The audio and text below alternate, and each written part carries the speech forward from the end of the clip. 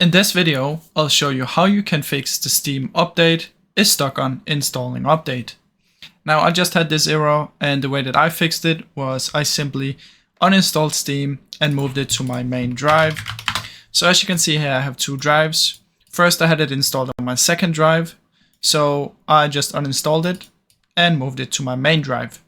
You can uninstall it from apps and features in here. Simply search for Steam, click and uninstall. Now, I fixed it this way, but if this doesn't work for you, another thing you can try is right click on Steam, go to Properties, Compatibility, and try and activate both of these. Now, if that still does not fix your issue, another thing that I've seen is you can come down here to your internet, open Network Settings. Now from in here, go to Change Adapter. From in here, right click your internet and disable, and then wait for the Steam update to disappear. Now after it disappears, right click and activate again.